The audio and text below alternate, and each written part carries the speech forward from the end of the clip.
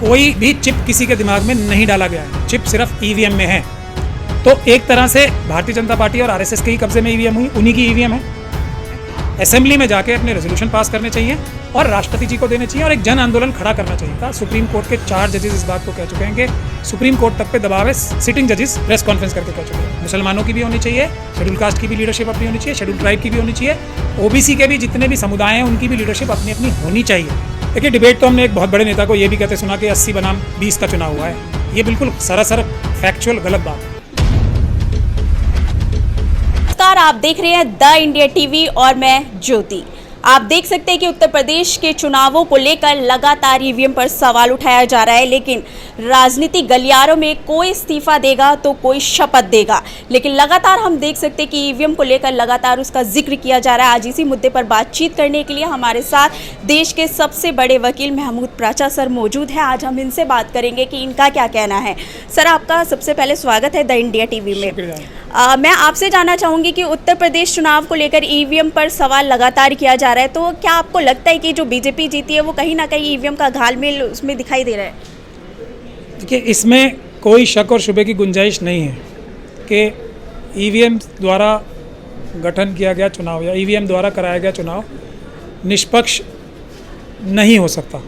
ये पूरी दुनिया की सारी डेमोक्रेसीज मानती हैं। पूरी दुनिया में 1-2 डेमोक्रेसीज को छोड़ के जितनी भी बड़ी डेमोक्रेसीज हैं, अमेरिका है, ब्रिटेन है, फ्रांस है, जापान है, जर्मनी है, कोई भी डेमोक्रेसी ऐसी नहीं है जिसका ईवीएम द्वारा चुनाव कराया जाता है। लॉजिकली अगर चला जाए तो ईवीएम से चुनाव कराने में किसका फ़ायदा है?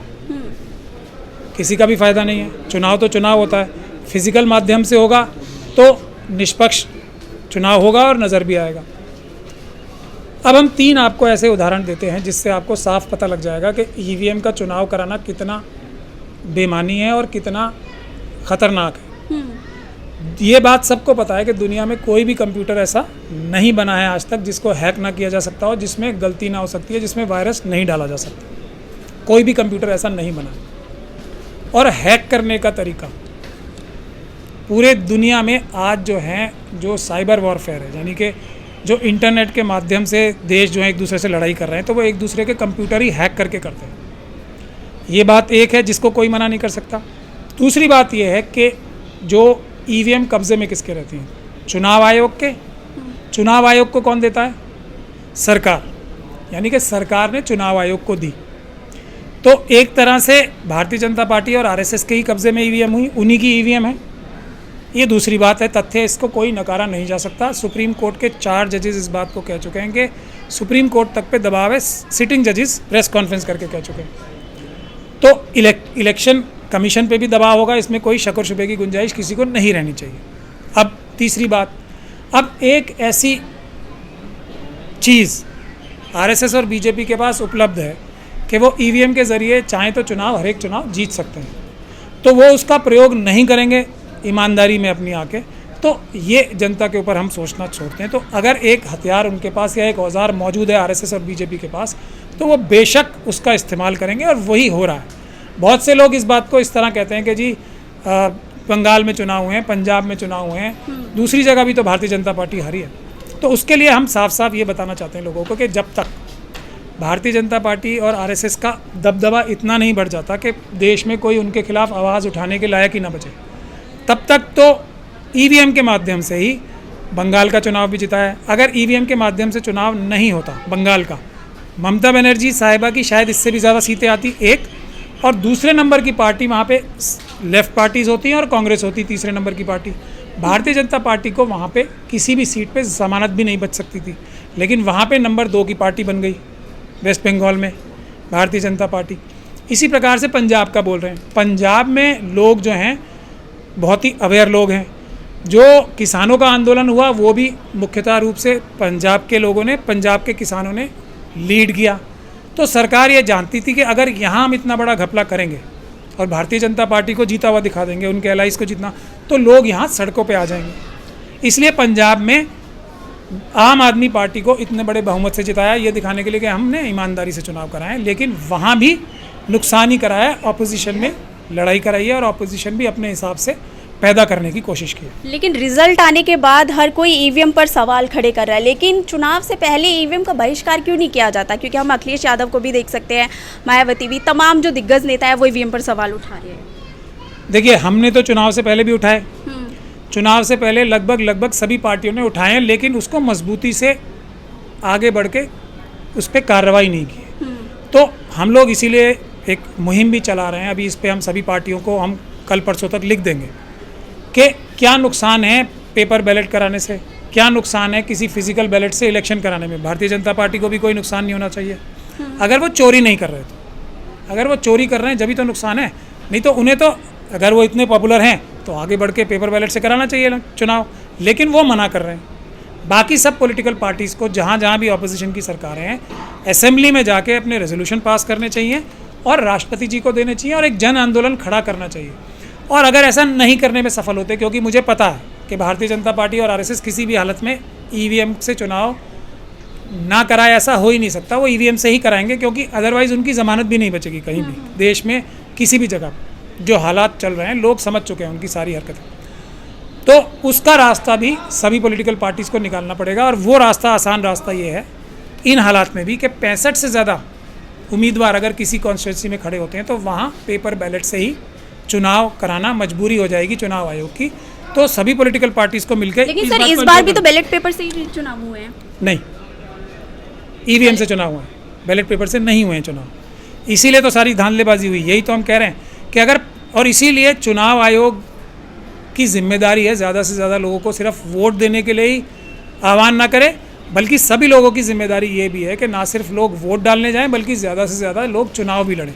लेकिन होता क्या है, इलेक्शन कमीशन ये इंश्योर करती है कि 20 से 25 से ज़्यादा किसी भी सीट पर कैंडिडेट ना हो। बड़े मास लेवल पे नॉमिनेशंस कैंसिल किए जाते हैं। बड़ी बड़ी पार्टियों के आपने देखा होगा उत्तर प्रदेश और दूसरी जगह कैंडिडेट्स जो हैं वो उनके रिजेक्ट किए गए हैं, नॉमिनेशंस एक्सेप्ट नहीं किए गए। तो ये वजह है, क्योंकि 65 से ज़्यादा अभी अगर किसी भी जगह कैंडिडेट हो जाते हैं तो फिर पेपर बैलेट से ही चुनाव होगा। तो उसके लिए भी तैयारी करनी चाहिए कि अगर ईवीएम के ज़रिए चुनाव ये कराते हैं तो 65 से ज़्यादा उम्मीदवार हर सीट पे लड़ने के लिए तैयार करें, पॉलिटिकल पार्टीज़ भी, इंडिपेंडेंट्स भी। जब भी देश में निष्पक्ष जन की जो आवाज़ है, जनता की आवाज़ है, उसी से सरकार बनेगी। अदरवाइज ईवीएम की सरकारें बनती रहें। लेकिन हम देख रहे हैं कि मायावती पर भी आरोप लग रहा है कि जो उनके जो बीएसपी के वोट है वो बीजेपी में शिफ्ट हुए हैं, और खुद मायावती भी बोलती है कि मुस्लिमों ने उन्हें वोट नहीं किया, और तमाम जो टीवी चैनल्स है उसमें भी ये डिबेट चल रही है। तो इस पर क्या कहेंगे? देखिए, डिबेट तो हमने एक बहुत बड़े नेता को ये भी कहते सुना कि 80 बनाम 20 का चुनाव हुआ है। ये बिल्कुल सरासर फैक्चुअल गलत बात है। अगर आप सपा का, बसपा का और जयंत साहब का जो आरएलडी पार्टी है उसका वोट मिला के देखेंगे तो करीब 47-48% आता है। भारतीय जनता पार्टी का तो सिर्फ 41% वोट है। तो ये बात बिल्कुल गलत है जो बोली जा रही है। ये हमें बहुत हैरानी है कि इतने समझदार लोग ऐसी बात क्यों बोलते हैं कि 80 बनाम 20 का चुनाव हुआ है। बिल्कुल झूठ, गलत बात है। कोई भी चिप किसी के दिमाग में नहीं डाला गया है। चिप सिर्फ ईवीएम में है। जो लोग ये समझते हैं किसी के दिमाग में कोई चिप डाला है तो वो चुनाव के नतीजे देखें। आज भी भारतीय जनता पार्टी को इतना घपलेबाजी करने के बाद भी 41% वोट आए हैं। जनता उन्हें, मेजॉरिटी 60% जनता उन्हीं के घपले वाले चुनाव में भी नकार रही है। जिसने भी चिप बोले हैं वो गलत बात है बुनियादी तौर पे। कि जो इस देश में एक समाज ऐसा है जिसने इस बात को अच्छे से समझ लिया है कि देश का सबसे बड़ा नुकसान जो है आरएसएस और मनुवादी ताकतें कर रही हैं। तो मैं इसके लिए मुबारकबाद भी देता हूं कि मुस्लिम समुदाय तो कम से कम ऐसा है कि वो अपने लिए नहीं कर रहा है, ये देश के लिए कर रहा है। एक और समाज है जो मायावती जी जिसके बारे में बोल रही हैं, मायावती जी, बहन मायावती जी बोल रही हैं कि उनका जो समाज है वो भी भारतीय जनता पार्टी को वोट नहीं देता। तो ये दो समुदाय तो ऐसे हैं, बाकी सब भी हैं, लेकिन इस चुनाव से एस्टैब्लिश भी हो गया कि वो बिल्कुल भी वो % हर एक का लीडरशिप होना चाहिए। जो इस बात को नकारते हैं वो देश की डेमोक्रेसी को समझते ही नहीं। मुसलमानों की भी होनी चाहिए, शेड्यूल कास्ट की भी लीडरशिप अपनी होनी चाहिए, शेड्यूल ट्राइब की भी होनी चाहिए, ओबीसी के भी जितने भी समुदाय हैं उनकी भी लीडरशिप अपनी अपनी होनी चाहिए, और सिख लीडरशिप भी होनी चाहिए, क्रिश्चियन भी होनी चाहिए, बौद्ध भी होनी चाहिए। लेकिन ये सब मिला के एक बड़े अम्ब्रेला में, बहुजनों के अम्ब्रेला में आते हैं। बहुजन लीडरशिप एक अलायंस के साथ होनी चाहिए, तब जो ये बचे हुए 13% लोग हैं वो 13% ही वोट ले पाएंगे। इनमें से भी जो ईमानदार हैं 13% के, वो कभी भी आरएसएस को वोट नहीं देंगे, क्योंकि वो लोग जानते हैं कि ये देश के साथ दुश्मनी कर रहे हैं। चाइना का आप देखिए हाल, सिर्फ चाइना ने हमारी ज़मीन कब्जा कर ली यही इंपॉर्टेंट नहीं है, ये भी इंपॉर्टेंट है कि ट्रेड डेफिसिट चाइना से हमारा कितना है। अभी कल EPF के रेट बढ़ा दिए गए, पता है हमारी देश की जनता को, कम कर दिए गए, 8.1 कर दिया गया। मतलब जो कर्मचारियों की प्रोविडेंट फंड जमा होता है उस पे भी अब सरकार जो है लोगों का रिटर्न जो होगा वो कम होगा। ये देखिए ना कितनी बड़ी धोखाधड़ी हो रही है, बेरोज़गारी कितनी बढ़ रही है, हर जगह लूटमारी का माहौल बना रखा है। तो इसलिए दो कम्युनिटीज़ ने तो कम से कम इस धांधलेबाजी के बावजूद भी भारतीय जनता पार्टी को भी ये मानना पड़ा कि ये दो कम्युनिटीज़ तो ऐसी हैं, एक तो मायावती जिस समाज की बात कर रही हैं अपने समाज की, और एक मुस्लिम समुदाय, वो बिल्कुल वोट नहीं देता। सिख समुदाय भी बिल्कुल वोट नहीं देता, ये भी बात बिल्कुल साफ उभर के आ गई है। क्रिश्चियन समाज भी बिल्कुल भी वोट नहीं देता, ये बात भी उभर के आ गई है। तो अभी कुछ समाज हैं जिनको ये धोखाधड़ी करके, झूठे वादे करके, मुसलमानों की दुश्मनी बता के, धोखाधड़ी करके वोट लेने में कामयाब हो रहा है, लेकिन वो भी इतने नंबर्स नहीं है कि उनकी ज़मानतें भी बच सकें।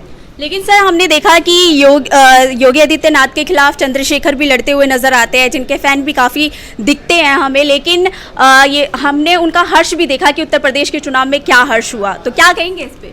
EVM के जरिए तो बहुत लोगों का बड़े लोगों का बड़ा हश्र हुआ है, इससे हम लोग पीछे नहीं हटेंगे।